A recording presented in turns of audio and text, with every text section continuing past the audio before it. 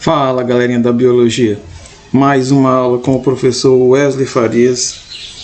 E nessa aula de hoje nós vamos falar sobre um tema muito legal da citologia, que é organelas citoplasmáticas. E se vocês acham a célula fantástica, imagine o que vão dizer depois dessa aula de hoje, porque é hora da biologia.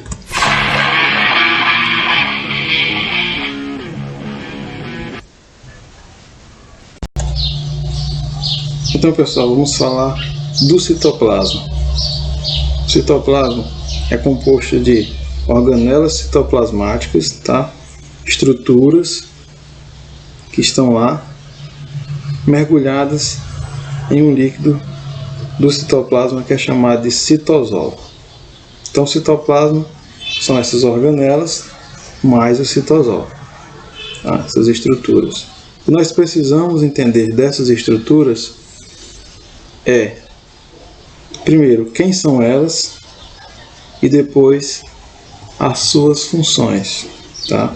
O que é que elas desempenham lá de importante para a célula. Então, lembrando que o citoplasma das células procariontes, por exemplo, as células de arqueobactérias e de bactérias, elas só possuem ribossomos. Não vai ter mais nenhuma organela citoplasmática lá, ok? Todas as organelas que eu vou falar agora para vocês, com exceção do ribossomo, elas só vão estar presentes nas células eucariontes, tá? Então, o ribossomo eu tenho tanto na procarionte quanto na eucarionte. Porém, as estruturas que eu vou falar, além do ribossomo nessa aula, só vão pertencer apenas às células eucariontes. Então, esses ribossomos são organelas que não possuem uma membrana lipoproteica, parecida com a membrana plasmática.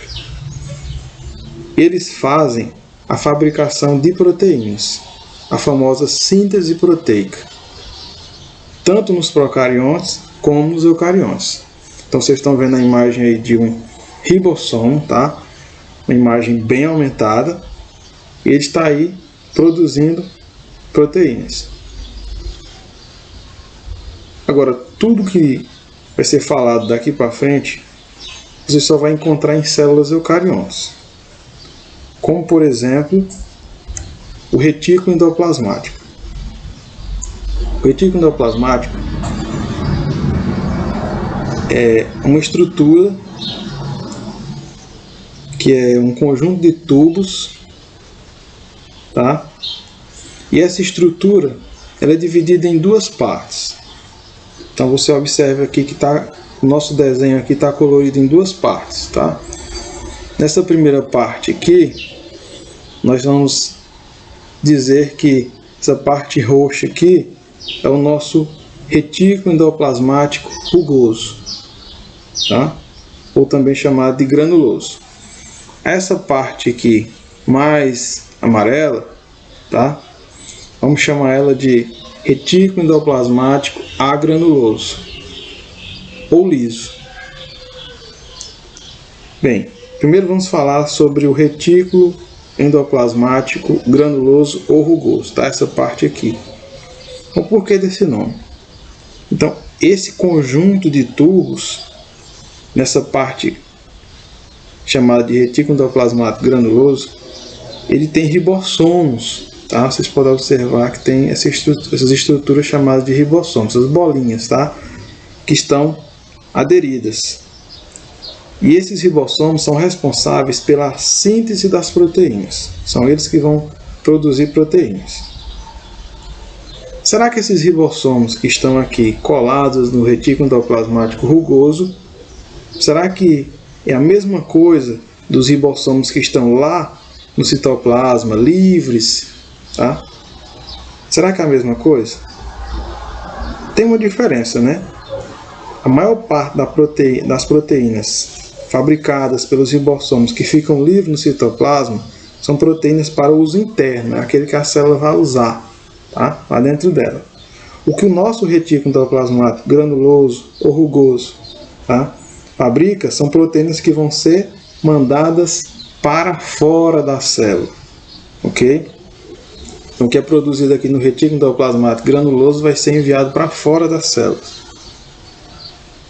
O outro retículo, como eu já tinha mostrado aqui para vocês, é o retículo endoplasmático agranuloso ou liso. Vocês já observaram que nesse retículo nós não vamos encontrar os ribossomos, tá? Essas bolinhas. Aqui não tem. Por isso que ela é chamada de retículo endoplasmático liso. Por o fato de não ter os ribossomos, ele não vai fazer proteína, tá? O que ele vai produzir aqui, nesse caso, é lipídios. E também ele vai ter uma função de desintoxicação celular. O que é isso? Boa parte daquilo que é tóxico para as células vai ser metabolizado por ele, tá? E ele vai auxiliar nesse processo. Então, pessoal, nas células eucariontes nós temos também o complexo golgiense, um conjunto de bolsas achatadas, umas sobre as outras, chamadas de cisternas, como vocês veem aqui nessa imagem. E elas são responsáveis pela secreção celular, ou seja, elas vão enviar coisas que são úteis para fora da célula. Geralmente o que? Geralmente proteínas. Proteínas que por sua vez vão vir de uma outra organela, que vocês veem logo aqui embaixo, que é o retículo endoplasmático granuloso ou rugoso. Nós tínhamos acabado de falar. Então ele vai produzir as proteínas, vai enviar aqui para o complexo de Golgi, que vai empacotar essas proteínas e vai, por sua vez, enviar para a membrana e secretar essas substâncias fora da célula.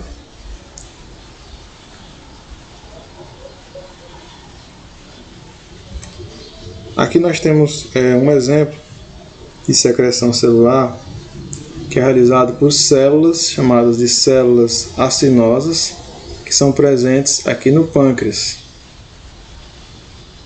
que é um órgão anexo do nosso sistema digestório. Aqui você observa com detalhe dessa célula que ela tem o complexo golgiense, onde ela está empacotando enzimas que vão ser secretadas para fora dessas células, ajudando assim no processo da digestão.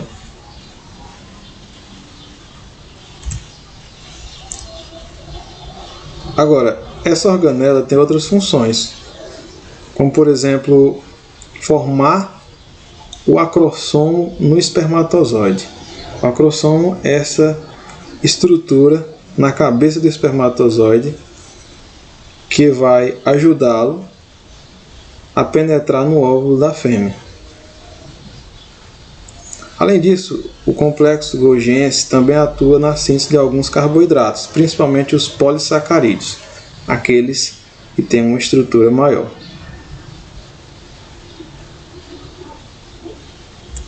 Agora tem uma organela fabricada pelo complexo golgiense, que é importantíssima, que são os lisossomos. São bolsas com enzimas dentro que fazem a digestão intracelular, a digestão dentro da célula. E essa digestão pode ocorrer de duas maneiras. Ela pode digerir algo que veio de fora da célula, e o processo daí é chamado de heterofagia, ou pode digerir algo de dentro da célula. E aí nós temos a autofagia, né? Quando ela digere partes internas da própria célula. Uma outra estrutura que também nós não podemos esquecer são os peroxomos, né? Ou peroxossomo, que tem uma enzima dentro deles chamada de catalase, que ela é responsável pela quebra da água oxigenada. Que tem aquele nome mais bonito, né? O peróxido de hidrogênio, H2O2. Então essa estrutura que realiza essa função.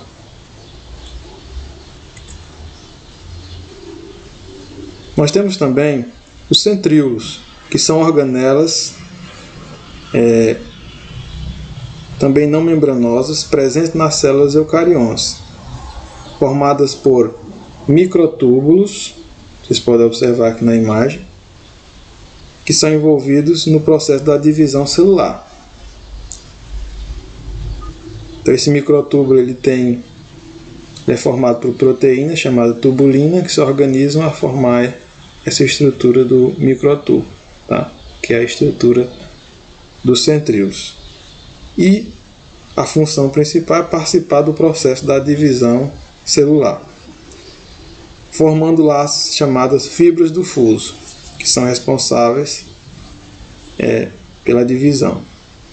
E também os centríolos são responsáveis pela formação dos cílios e flagelos. Vocês podem observar aqui nessa imagem flagelo e aqui os cílios de algumas células que, né, unicelulares, alguns organismos unicelulares. Aqui no caso uma alga unicelular e aqui um protozoário. Então essas são estruturas que atuam na locomoção dessas células.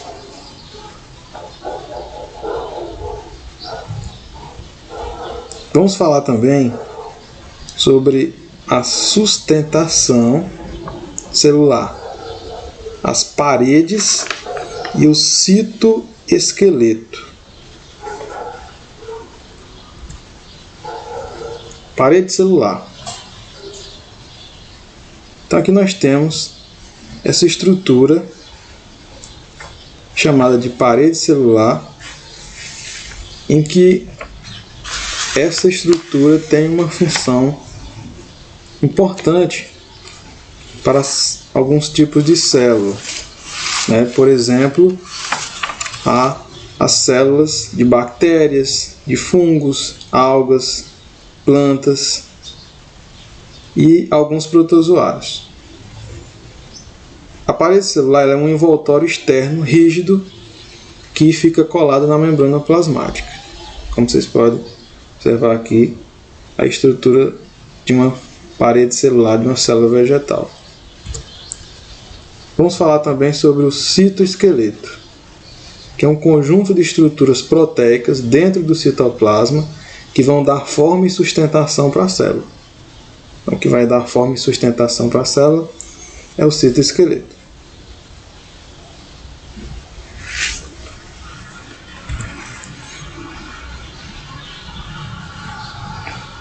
Vamos falar também sobre as mitocôndrias e os plastos.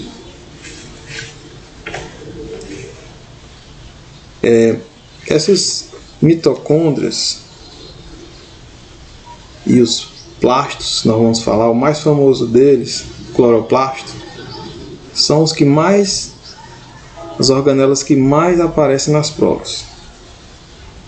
As mitocôndrias são organelas com uma dupla membrana que possuem ribossomos e DNA próprio. E elas fabricam também suas próprias proteínas. Elas são mais independentes do resto da célula. Sua função é a respiração celular, ou seja, fabricação de ATP. Para quem não sabe o que é ATP, ATP é energia. Já os cloroplastos, eles estão presentes em todas as células. Eles não estão presentes em todas as células eucariontes. você só vai encontrá-los em células vegetais e células de algas. Então não é toda célula eucarionte que tem cloroplasto, tá? Só célula vegetal e célula de alga. Possui DNA próprio também, possui seus próprios ribossomos, também possui uma membrana dupla, mas dentro deles tem alguns pigmentos, como por exemplo a clorofila. E aí, na verdade, a função do cloroplasto é fazer o quê? É a fotossíntese, tá? Então o cloroplasto é a sede da fotossíntese. Quando se fala em mitocôndria e em cloroplasto, nós lembramos também da hipótese endossimbiótica. O que ela diz? Ela diz que tanto os cloroplastos como as mitocôndrias, no passado, eram bactérias que foram fagocitadas, capturadas por células maiores, e aí passaram a viver juntos. E como diz no conto de fadas, e foram felizes para sempre.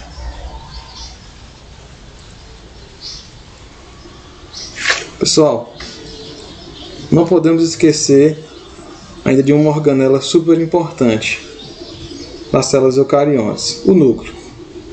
Só que ele vai ser tema da nossa próxima aula. Nem preciso dizer a vocês que foi um prazer estar junto a vocês nessa aula. E se vocês gostaram, eu convido a vocês a entrarem lá no meu canal no YouTube, A Hora da Biologia com o professor Wesley Farias, e assistirem às outras aulas como essa. Fiquem com Deus e até a próxima.